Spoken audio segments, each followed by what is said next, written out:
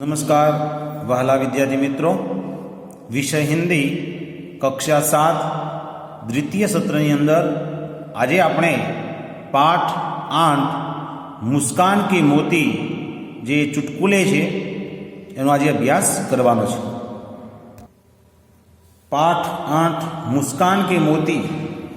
મુસ્કાન એટલે હાસ્ય, હસવાના જે મોતી સમાન છે એવા ચુટકુલે, જેને આપણે હિન્દીમાં ચુટકુલો કહીએ અને ગુજરાતીમાં આપણે એને रमूजी टुचका कहिए छे। तो हास्य मनुष्य को जीवन शक्ति प्रदान करता है, उसे दीर्घायु बनाता है। हंसी, क्रोध, चिंता और क्षोभ को भगा देती है। साथ ही वह सुख और स्वास्थ्य की चाबी है। हमारे चारों ओर भी हास्य की विपुल सामग्री उपलब्ध है। आवश्यकता सिर्फ इस बात की है कि हम उसको पहचानना सीखें। मुस्कान के मोती के रूप में यहाँ ऐसे ही कुछ चुटकुले दिए गए हैं। तो आ पाठना माध्यम थी अपना जीवन ની અંદર હાસ્યનું કેટલું મહત્વ છે એ સમજાવવામાં આવેલું છે। તો જે હાસ્ય એ ઉત્તમ પ્રકારનું એક ઔષધનું કામ કરે છે। આપણા જીવનની અંદર ઘણી બધી હતાશાઓ હોય તો એ હતાશાઓ દૂર કરવાનું કામ એ આવા ચુટકુલે કરતા હોય છે। તો આપણે હંમેશા જીવનમાં હાસ્યનું મહત્ત્વ સમજીશું અને આપણા જીવનને આનંદમય બનાવવા માટે હંમેશા આપણો ચહેરો હાસ્ય સ્મિત સાથે રહેવો જોઈએ। અને જીવનની અંદર જે પણ સમસ્યાઓ હોય, આપણા જે ક્રોધ આવતો હોય, જે ચિંતા કરતા હોય, તો આ બધા જ થી આપણને દૂર હાસ્ય આપણને લઈ જાય છે અને આપણું જીવન એ આનંદમય બનાવે છે। તો આપણે આજે એનો અભ્યાસ કરીશું। चिंटू ने कहा, तुमने राजू को चांटा क्यों मारा? पिंटू कहता है, 15 दिन पहले उसने मुझे हिप्पोपोटेमस कहा था। चिंटू, तो फिर 15 दिनों के बाद आज ही क्यों मारा? पिंटू बोला, मैंने कल ही सर्कस में हिप्पोपोटेमस देखा यार। तो यहाँ पर हमें हास्य मिलता है। पति, अब मैं बुलकट नहीं रहूँगा, मुझे सब याद रहेगा। पत्नी बोली, वह कैसे? पति ने कहा, देख, मैं एक नई किताब खरीद लाया हूँ जिसका नाम है याद रखने के 1000 तरीके। पत्नी ने कहा, हाय राम, यह किताब तो आप 10वीं बार ले आए। भिखारी, 1 रुपया दे दो साहब। भरत ने कहा, कल आना। भिखारी ने कहा, कल आने के चक्कर में मैं इस मोहल्ले में मेरे लाखों रुपये फंसे हैं। शिक्षक ने कहा, रमेश, 50 में से कितने कम करने से 5 बचेंगे? रमेश ने कहा, गुरुजी, 0 निकाल दीजिए। सुशील ने कहा, मेरे पिताजी जब माचिस की डिबिया खरीदते हैं तो सारी तीलियां गिनते हैं कि कहीं कम तो नहीं। गीता ने कहा, मेरे पिताजी माचिस की डिबिया खरीदते हैं तो सारी तीलियां जलाकर देखते हैं कि कोई तीली खराब तो नहीं। सुरेश ने कहा, यह टायर कैसे पंचर हो गया? महेश ने कहा, एक कांच की बोतल पर चढ़ गया था। सुरेश ने कहा, क्या तुम्हें बोतल नहीं दिखाई दी? महेश ने कहा, क्या बताओ यार, वह तो उस आदमी की जेब में थी जो मेरी कार के नीचे आ गया। तो इस प्रकार इस चुटकुले से हमें हास्य मिलता है। यहाँ पर चित्र है, आपके जूते बाहर निकाले। तो जो ये महाशय है वह मंदिर के सामने वह लेट जाता है और उसके जूते वह उतारता नहीं, लेकिन वह जो गेट है वहाँ पर उनके जूते आ जाते हैं। इस तरह वह लेट कर वह प्रणाम करता है। तो ऐसे भी महाशय होते हैं जो अपना काम कर देते हैं। दूसरे चित्र में रावण दिखाई दे रहा है जिनके 10 मस्तक थे। डॉक्टर साहब, मेरे सिर में दर्द है पर पता नहीं चल रहा है कि किस सिर में दर्द है, आप ही कुछ इलाज कीजिए। तो डॉक्टर भी परेशान हो जाता है। तो यहाँ पर जो चित्र है, इस चित्र को हम देखते हैं तो एक व्यक्ति, एक मनुष्य हाथी के पीठ पर उल्टा दिखाई दे रहा है और वह कोई योगासन कर रहा है ऐसा दिखाई दे रहा है। हाथी पर शीर्षासन करते मनुष्य को आपने इस चित्र में देखा। अब हाथी की बारी है। अब हाथी क्या करता है? हाथी मनुष्य के सिर पर शीर्षासन करना चाहता है। आप हाथी की इच्छा पूर्ण कीजिए और बताइए।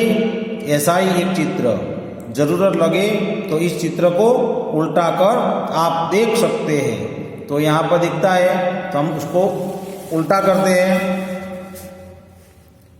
तो यहाँ पर तो इस चित्र से भी हमें हास्य मिलता है। अभ्यास प्रश्न 1, इकाई में दिए गए चुटकुले को 2-2 की टुकड़ी में अभिनय के साथ प्रस्तुत कीजिए। प्रश्न 2, आप सुने हुए मजेदार चुटकुले सुनाइए। तो आपको यह प्रश्न अपने घर पर ही करना है अपने दोस्तों के साथ। और जो प्रश्न 2 लिखा है तो आपको चुटकुले सुनाइए, तो लेकिन आपको चुटकुले लिखने हैं। यहाँ पर तो जो चुटकुले हैं इनके अलावा इनके बाद आपको और चुटकुले याद करके अपनी नोटबुक में लिखने हैं। प्रश्न 3 है, उदाहरण के अनुसार एक शब्द रखकर चुटकुला बनाइए। उदाहरण है, शिक्षक हेतल मिठाई नहीं खाती। इसमें हेतल क्या है? तो छात्र कहता है मूर्ख, क्योंकि मिठाई तो खाने की चीज है। माँ कहती है बेटा घर में कुत्ता कैसे आ गया? तो बेटा उस पर रिक्त स्थान है, वहां पर आप क्या लिखेंगे? माँ ने कहा बेटा घर में कुत्ता कैसे आ गया बेटा, तो आपको सोचकर लिखना है। दुकानदार, आप कब से खड़े खड़े चीजों को देख रहे हैं, आपको क्या चाहिए? ग्राहक ने बोला, तो आप वहां पर लिखना है आपको। न्यायाधीश, बैंक का दरवाजा तोड़ने का कारण बताओ। चोर, धन की आवश्यकता के कारण। एक भुलक्कड़ आदमी अपने इलाज के लिए अस्पताल गया और अपनी भूल जाने की बीमारी के बारे में बताया। डॉक्टर ने कहा यह आदत आपको कब से है? तो भुलक्कड़ क्या कहता है? मालूम नहीं। तो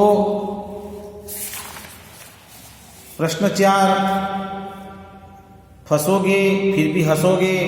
निम्नलिखित प्रश्नों के उत्तर हाँ या ना में दीजिए।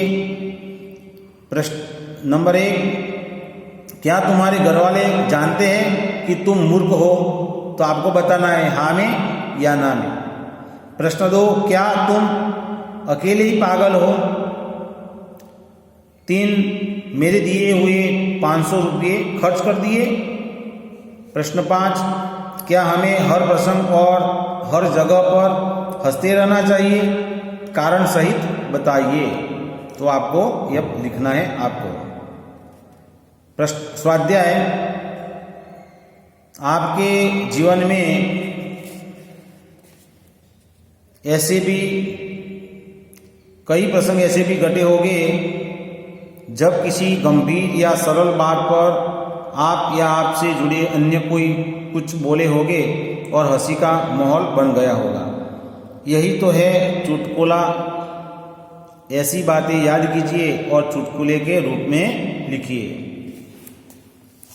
प्रश्न 2, भाषा की एक खूबी है, अनेकार्थी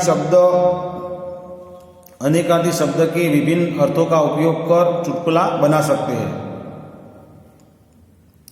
उदाहरण अनुसार चुटकुला बनाइए। उदाहरण है, शिक्षक लंका को सोने की लंका क्यों कहते हैं? तो छात्र ने कहा क्योंकि वहां कुंभकर्ण जैसे सोने वाले लोग रहते थे। सोना धातु संज्ञा है और सोना निद्रावस्था क्रिया है। तो यहाँ पर सोने के दो अर्थ होते हैं। तो ऐसे चुटकुले आप बस के, उत्तर और कर इन तीनों का बनाना है। प्रश्न 3, उदाहरण अनुसार चुटकुलों की पूर्ति कीजिए।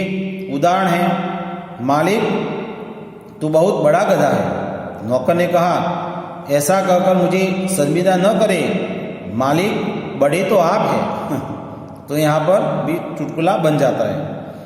पतली गली में दो आदमी आमने सामने आ गए। पहला आदमी, हटो बीच में से, मैं किसी गधे को रास्ता नहीं देता। दूसरा आदमी रास्ते से हटते हुए, पर मैं तो देता हूँ। न्यायालय में दो वकील, पहला वकील तू गधा है, दूसरा वकील कहता है तू तो बड़ा गधा है। पहला वकील कहता है तू बहुत बड़ा गधा है। न्यायाधीश, ऑर्डर ऑर्डर, आपको ध्यान रखना चाहिए कि मैं भी बड़ा गधा हूँ। इस तरह 3, 4 और 5। इसके बाद प्रश्न 4, निम्नलिखित कहानी पढ़कर उनमें से अलग अलग 7 शब्द चुनकर उसे शब्दकोश के क्रम में रखिए। तो यहाँ पर जो कहानी है इसमें से आपको अलग अलग शब्दों को ढूंढना है और शब्दकोश में उसको लिखना है। तो आपको यह अभ्यास और स्वाध्याय सुंदर अक्षर में लिखना है और उसकी तैयारी करना है। अस्तु।